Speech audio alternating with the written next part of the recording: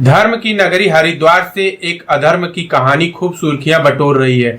उत्तराखंड के जिला हरिद्वार से 3 जून 2025 को एक व्यक्ति अपने बेटी के साथ रानीपुर कोतवाली में पहुंचता है और वहां पहुंचकर कुछ देर सहम जाता है, रुक जाता है। वो सोचता है अंदर जाके वो क्या बातें बताएगा, ये सोचकर वो एकदम से डर जाता है, लेकिन किसी तरीके से वो हिम्मत जुटाता है और अंदर जाता है। एसएचओ साहब से मिलता है और वो अपने बेटी के ऊपर हुए अत्याचार के बारे में पूरी कहानी उनको बयां करता है। क्योंकि ये मामला हाई प्रोफाइल था, इसलिए एसएचओ साहब जो है सहम जाते हैं और वो अपने सीनियर को फोन करते हैं। सीनियर को ये सारी घटना के बारे में बताते हैं।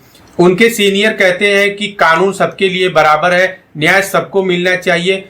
अपराधी कोई भी हो, किसी पार्टी से जुड़ा है, अपराधी अपराधी होता है। अब एसएचओ साहब मामले को गंभीरता से लेते हुए, क्योंकि ये मामला नाबालिग के साथ था, रानीपुर कोतवाली के एसएचओ साहब अब मामले को दर्ज करते हैं पॉस्को एक्ट के तहत और मामले की गंभीरता को देखते हुए उस पर कार्रवाई जो है शुरू कर देते हैं।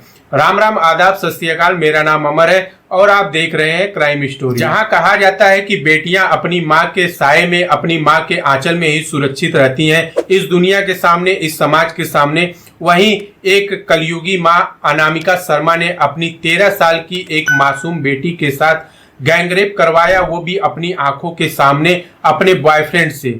इस कहानी की शुरुआत होती है हरिद्वार की एक पूर्व जिला अध्यक्ष महिला मोर्चा की बीजेपी की नेता होती हैं अनामिका शर्मा।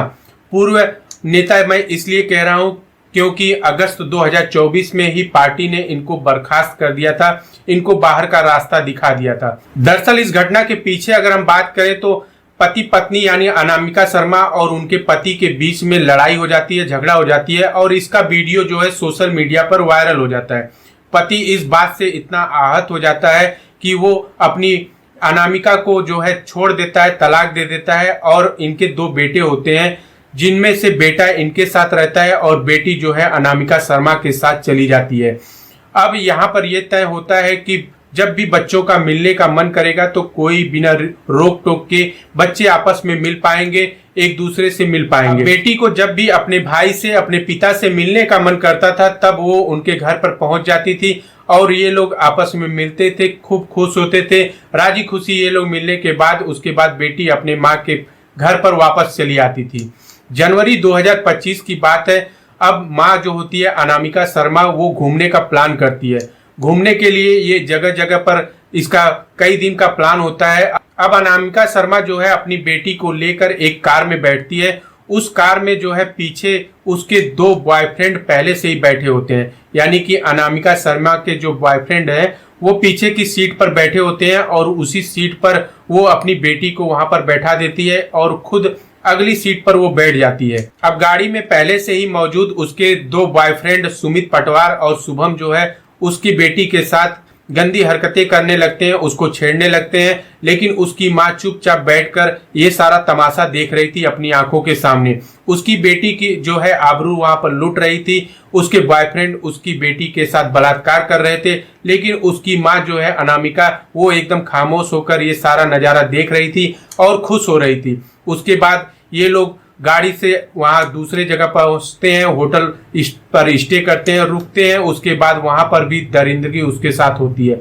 कुछ दिन ऐसा ही सिलसिला चलता रहता है। उसके बाद जो है ये लोग घर आते हैं और घर आने के बाद बेटी जो है कुछ दिन बाद कहती है कि मैं अपने पापा के घर पे जाऊंगी उनसे मिलने के लिए। अब जब वो उनके पास जाती है तो बेटी को एकदम से खामोश देखकर, एकदम गुमसुम देखकर उसके पापा सहम जाते हैं। जो बेटी उनसे मिलने के लिए हंसते हुए आती थी, खिलखिलाते हुए आती थी उनके पास मिलने के लिए, वही बेटी एकदम से डरी सहमी से उनके पास आती है और रोती हुए उनसे कहती है कि पापा मुझे बचा लो, मैं माँ के साथ अब नहीं जाऊंगी, मैं माँ के साथ अब नहीं रहूंगी।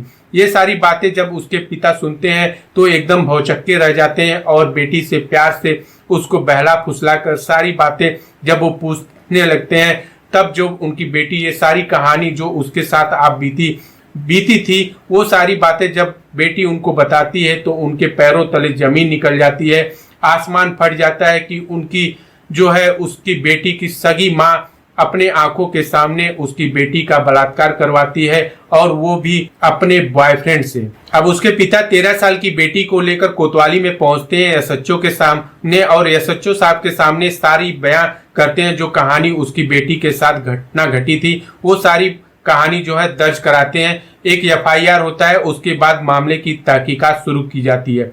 क्योंकि लड़की नाबालिग थी, अब इसका मेडिकल जब कराया जाता है तो मेडिकल में ये सारी पुष्टि हो जाती है कि हाँ वास्तव में उसके साथ घिनौनी हरकतें हुई है। अब लड़की का 164 में मजिस्ट्रेट के सामने जो है बयान दर्ज होता है। लड़की वो सारी बातें बताती है जो अपने पिता को सारी कहानी बताई थी, वही मजिस्ट्रेट के सामने वो अपने बयान को दर्ज करती है। इसके बाद पुलिस वाले सक्रिय हो जाते हैं, अलग अलग टीमें बनाकर जो है अनामिका शर्मा को और उसके दोनों बॉयफ्रेंड को गिरफ्तार कर लिया जाता है और उनको सलाखों के पीछे डाल दिया जाता है। गिरफ्तारी के बाद अब इनसे और भी राज शायद उगलवाया जाएगा कि और इन्होंने ऐसी कौन कौन सी वारदातें की हैं। ये सारी कहानी जांच के बाद जो है सामने निकल कर आएगी। सोचिए, जहां पूर्व बीजेपी जिला अध्यक्ष की नेता, महिला मोर्चा की अध्यक्ष की नेता जो कि चुनी जाती हैं अनामिका शर्मा, जिनके कंधों पर महिला उत्थान का जो है बेड़ा रखा जाता है, लेकिन वही अनामिका शर्मा अपनी ही सगी बेटी 13 साल की बेटी के साथ बलात्कार अपने बॉयफ्रेंड के साथ करवाती है, वो भी अपनी आंखों के सामने। ये सारी घटना को देखती रहती है और खुश होती है।